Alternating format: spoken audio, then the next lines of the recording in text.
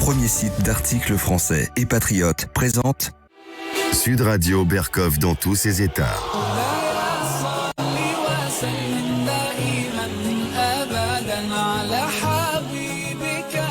Jeudi dernier, un jeune homme qui faisait l'apologie du terrorisme et proférait des menaces de mort sur TikTok a été condamné par le tribunal correctionnel d'Albi à 36 mois de prison, dont 6 fermes à purger sous bracelet électronique. André Berkov.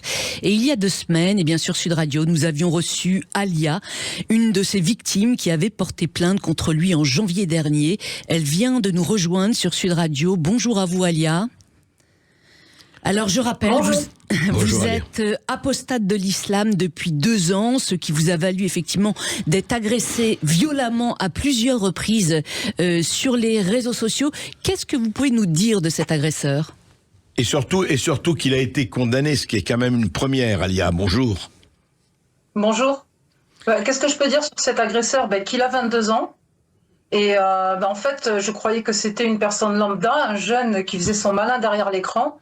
Ouais. Alors qu'au final, quand je suis allée au tribunal et j'ai assisté à ce procès, je suis désolée, mais moi j'ai vu un terroriste. Pas potentiel, mais un terroriste. Déshumanisé, le regard vide et aucune sincérité dans ses arguments. Ah ouais, parce que vous l'avez vu au tribunal. Oui. Ah, d'accord. Et donc, le fait qu'il ait été condamné à 36 mois de prison, dont 6 mois fermes, à purger sous bracelet électronique, vous en pensez quoi ? Est-ce que ça vous a rassuré ou pas ? Ou qu'est-ce que ça vous a fait ? Moi, en toute sincérité, je vais vous dire oui et non. Oui, dans le sens où c'est la peine la plus lourde qui n'est pas encore été donnée pour les menaces faites sur Internet.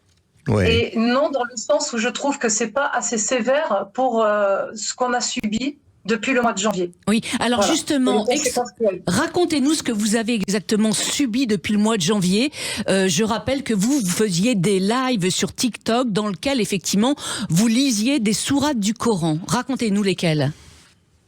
Alors, ce jour-là, j'étais sur la sourate, comme d'habitude, 65, verset 4, qui traite le mariage des impubères, comme c'est marqué dans son tafsir.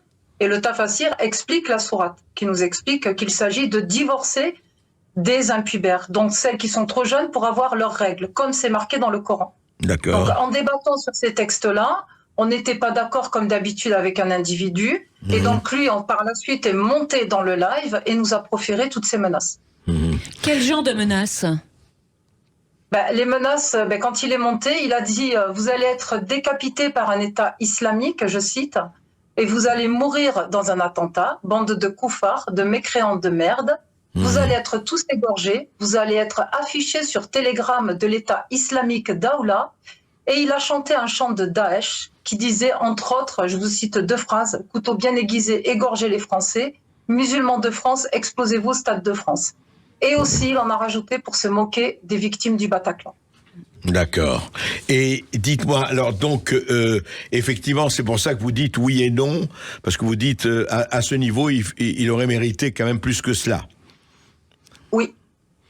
Et Alia, aujourd'hui, est-ce que vous êtes sous protection, vous, ou pas ? Alors où nous parlons. Je ne suis pas sous protection, je ne suis pas rassurée, je croyais me sentir en danger, et aujourd'hui, je suis en danger. Ouais, c'est-à-dire qu'en fait, ça n'a... Et pourtant, vous dites que c'est la première fois, c'est vraiment la première fois que quelqu'un, est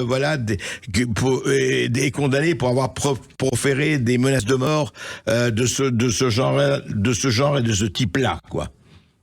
Mais pire, il a quand même attaqué la nation par ses propos, par ce chant de Daesh qui attaque la France directement. Ouais. Donc nous ne sommes pas les seules victimes, la France a été aussi attaquée. Et ils ont retrouvé dans son téléphone et des choses qu'ils ont affichées dans le tribunal, des photos montrant qu'il était à une appartenance à une mouvance islamique, notamment avec une photo de Ben Laden dans son téléphone.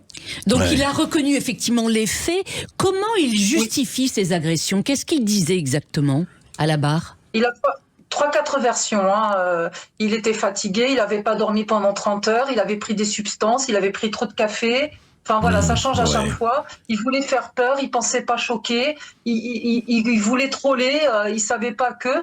Mais quand on lui a rappelé les faits, quand on lui a montré les faits, c'est-à-dire le live de 3 minutes passé avec toutes les cochonneries qu'il a dit pour nous menacer, là je pense qu'à force de dire j'ai oublié ce que j'ai dit dans le live, on a bien compris qu'il savait ce qu'il disait, il alignait bien ses phrases, il alignait bien ses mots, et il a même chanté la chanson qui nous a fait écouter par cœur, sans faute. Ouais. Voilà. Et c'est ça qui est évidemment glaçant et on comprend très bien.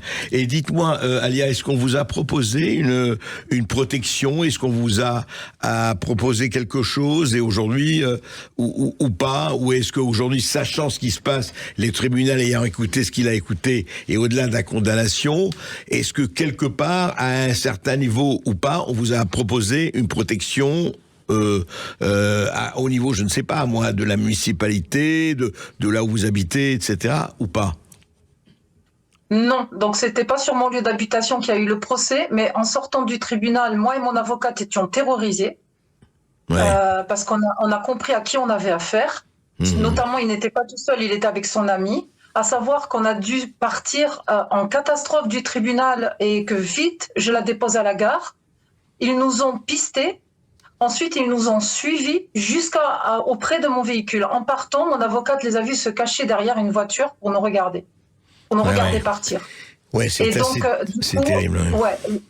Oui, aujourd'hui, ce sont des gens qui sont vraiment surveillés par la brigade antiterroriste?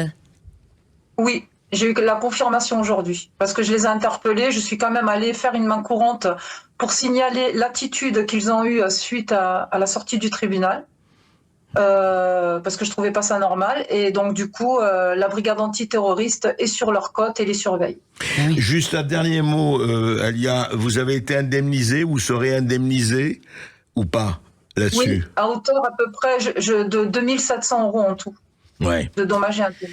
Et en revanche, les menaces sont là, la terreur est là, et écoutez, on vous souhaite vraiment bon courage, on vous souhaite, et n'hésitez pas à nous appeler s'il y a quoi que ce soit, appelez-nous.